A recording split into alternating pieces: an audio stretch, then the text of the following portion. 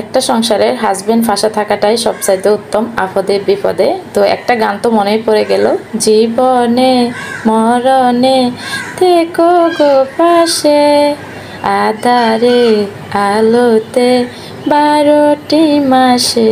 গানটা কেমন হয়েছে অবশ্যই কমেন্টে জানাবেন। যা হোক, আমার হাজব্যান্ড বাসায় নেই আর রাতে হঠাৎ গ্যাস শেষ হয়ে গেল। আমার কি ফেরা হলো সেটাই শেয়ার করবো আপনাদের সাথে। অনেক বাজার করে দিয়ে গেছে, তারপর আমার কি কি প্রয়োজনে আমি টাকা নষ্ট করছি সেটাই শেয়ার করব।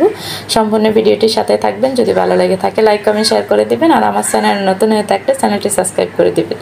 চলুন মূল ভিডিওতে চলে যাই। হ্যালো এভরিওয়ান, আসসালামু আলাইকুম। কেমন আছেন সবাই? আশা করি ভালো আছেন। চলে আসলাম প্রতিদিনের মতো নতুন একটা ভিডিও নিয়ে। তো আমার হাজব্যান্ড থাকতে এই ভিডিও ফুটেজ রেখে দিয়েছি আপনাদের জন্য। যা হোক, অনেক বাজার করেছে দেখেন এখানে। তো আমি জানি না কেন আমি ওনার টাকা নষ্ট করতে আমার একদম খারাপ লাগে, আর আমার মানে কষ্ট হয় টাকাগুলো নষ্ট করতে। ওনার 10 টাকাও আমি কোথাও আবে তাবে খরচ করি না। তো ওনার টাকা যা খরচ করে উনি বাজার করে দেয়, মানে হয়তো ওনার গায়ে লাগে না। তো যা হোক, আমি এই দেখেন এই রাতে হঠাৎ গ্যাস শেষ হয়ে গেছে। আমার ছেলেটা খিদায় কান্না করতেছিল। তারপর একটা কেক এনে প্রথমে ওকে খাওয়াইলাম। তারপর আমি মানে কিছু হালকা পাতলা বাজার করেছি যেটা আমার প্রয়োজন ছিল। তো এই প্রয়োজনটা মানে মিটাতে গিয়ে যে টাকাগুলো নষ্ট করছে, আমার মনে হয় ওটা আরও বেশি কষ্টকর হয়ে গেছে আমার জন্য। যা হোক, এগুলো তো না আনলে নয়। ছেলের জন্য নুডলস, বিস্কুট, চানাচুর, মেয়ে কান্না করতেছে, মানে মেয়ে চানাচুর খাবে। যা হোক, ওনার জন্য এটা আনলাম। আর হঠাৎ গ্যাস তো আনতেই হবে, না হলে তো ভাত রান্না করে খেতে পারবো না। তো এই তো গ্যাস আনলাম। আর এই হালকা পাতলা বাজারে এতগুলো টাকা নষ্ট হয়েছে। 2500 টাকা মানে কষ্ট করছে, যে ইনকাম করছে সে বুঝে কষ্টটা।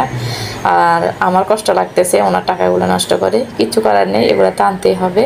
তো এই তো আমার থেকে অনেক খারাপ লাগতেছে। তো দেখি আমার গ্যাসটা এনে দিয়ে গেছে, ওনারা ফিটিং করছে। আমি দেখি না এখনও কেমন হয়েছে।